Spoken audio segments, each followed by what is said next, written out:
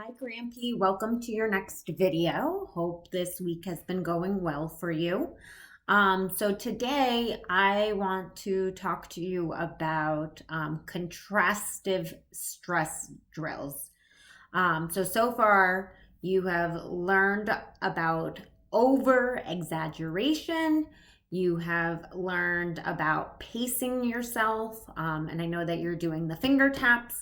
So again, today's lesson will be around, again, stress. So what does that mean exactly? It means that when we're speaking, we stress certain words, which helps to improve the listener's understanding of what you're saying essentially. So typically with your speech, it kind of is more of has like more of a monotonous tone right now. So it's a little bit harder for you to do that. So again, what I'm going to teach you today, and then in the follow-up work, you'll see are these contrastive stress drills. So let me give you some examples and provide you with some background on that. So while I'm here, I'm gonna just pull this up. Okay, so let's take the sentence, he lives near me. So 4 words, and we can emphasize a certain word based on what, again, you know, what we're trying to convey to the other person. So we might emphasize the word he, in which case we would say, he lives near me. So see, my emphasis is on the word he. We also could emphasize the word lives. So I would say it as like this, he lives near me. Okay, so again, that second word is being emphasized more than the other words in the sentence. We could emphasize the word near. Okay, he lives near me. Okay, and we could emphasize the last word in the sentence, he lives near me. Okay, so the scenario in which you might emphasize the word he is if somebody is asking you who lives near you. Okay, so you know, if you're asking the question and you want to know about that in the individual itself of who lives near you, you want to emphasize the word who lives near you. And then in your response, if you're the one responding to that question, you would say, he lives near me. And this might be good for Grammy to also do with you. So she would have to emphasize the word in the question, and you could respond by emphasizing the appropriate word. Let's take another question, again, related to that sentence. Does he work near you? So the emphasis is on the word work. Okay, he doesn't work near you, he lives near you, right? So we want to emphasize that word lives because the person asking the question is emphasizing the word work. Okay, so another example is, does he live far from you? So now we're emphasizing the distance that he lives from you. Okay, so in your response, you would want to say, no, he lives near me. Okay, so again, taking that time to pause and really stick it to that word, near. Okay, and the next question that you might be asked, who does he live near? Well, he lives near me, right? So again, depending on the person's question, you're going to emphasize a different word in the sentence. So let me give you some more examples. Okay, so a target sentence might be, Sam had fat cats, right? So let's start with, who had fat cats? So what word did you hear me emphasize in that? You heard me emphasize the word who. So now you want to respond with, well, Sam had fat cats. So the next question, does Sam have fat cats now? So I emphasized actually two words in that question. I emphasized the word have and I emphasized the word now. So you want to emphasize the word had in your response. So you want to say, Sam had fat cats. Because again, you're emphasizing he doesn't have them now, he had them before. So the next one, did Sam have skinny cats? So again, now we're talking about the size of the cats. So you want to be able to emphasize the word fat. No, Sam had fat cats. All right, the next one. Did Sam have fat dogs? Well, no, we're not talking about dogs here. So we're talking about the animal. We want to emphasize that word cats. So we say Sam had fat cats. So you see, you get the hang of it. So it's, again, listening for where the emphasis is on the word in the question, and you're going to then emphasize the appropriate word in your response. So let's do another one. She hid his key. Okay, so there's your target sentence. And we want to ask the question, well, who hid his key? So what word did I emphasize there? I emphasized the word who. So your response should be, well, she hid his key. So the woman, the girl, whoever it was.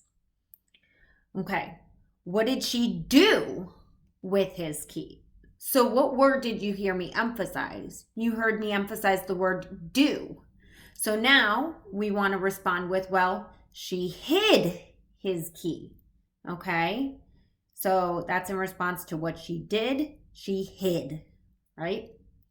So next one, whose key did she hide? So now I emphasize the word whose.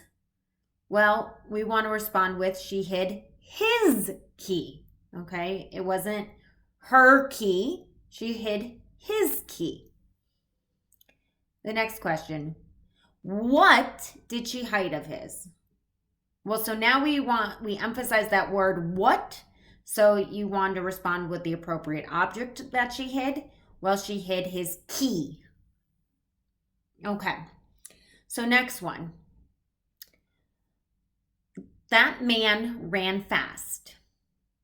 So listen for the question, the word that I'm emphasizing in the sentence. Which man ran fast?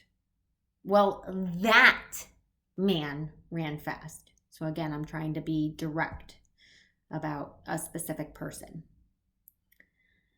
Did that woman run fast? Well, no, we're talking about a man, right? So the word that I emphasized there was woman. And so again, your response is going to be that man ran fast. Did that man walk fast? Okay, so the word that I emphasized was walk. Well, no, that man ran fast. So again, see how I do a slight pause? I really prolong that word a little bit longer in the sentence for that added emphasis. Okay. Next one, did that man run slowly? So I emphasize the last word in the sentence, slowly, and we know that he ran fast. So your response would be, no, that man ran fast. And again, you can take that pause. Usually when we emphasize certain words, we might take a very brief pause. Make sure you really get your articulator set up for that word to be able to say it. And then we say it fast. Okay. And you can even practice this by saying, the word first and really emphasizing it. So you might start off by just saying fast, right? And then put it in the sentence. That man ran fast. Okay, let's do another one here. She hit me here. Okay, so now the question is, who hit you here? So I'm emphasizing the word who. Well, she hit me here. So again, emphasizing that word she. It wasn't a he who hit me here. It was a she hit me here. The next one. What did she do to you here? Well, you want to respond with the action word. She hit me here. So again, if you want, you can just try the word first on its own, taking a look at the word list, the words in the sentence, hit, and then put it in the sentence. She hit me here. The next one, well, who did she hit? Well, the answer to that question is me. So we want to emphasize that word me. So first, again, you might want to just say it on its own, me, and then go put it in the sentence. She hit me here. Then the next sentence, the next question, where did she hit you? Well, the response to that, the word that I emphasized was where, and the response to that is here. So again, saying that word first, here, and then she hit me here. Okay, so I'm hoping you're getting the idea of this. I'm going back to my video. I've just been looking at the screen, so I'm not even sure what I've looked like in this video as I'm talking to you. But that's going to be your next practice work that I'm going to send to you is about the contrastive stress and some examples and some ways to practice that. And again, you might want to practice it. You can practice it alone. The words will be underlined or highlighted. Or you can practice it with Grammy, and you can practice, again, listening for those words, and Grammy can give you feedback. Well, I emphasized the word who, and you emphasize the action word. So let's try that again. So just to have that in conversation. So again, I really want you to focus on, again, think about pausing even maybe before that word, just so that way you can really get your articulators in a place and really exaggerate and kind of push that word up and out, essentially. All right, Grampy. Well, again, it was nice making another video for you. Hopefully, again, it can help with more of your speech intelligibility, and, we can continue on. All right. I'll talk to you later. Love you. Bye.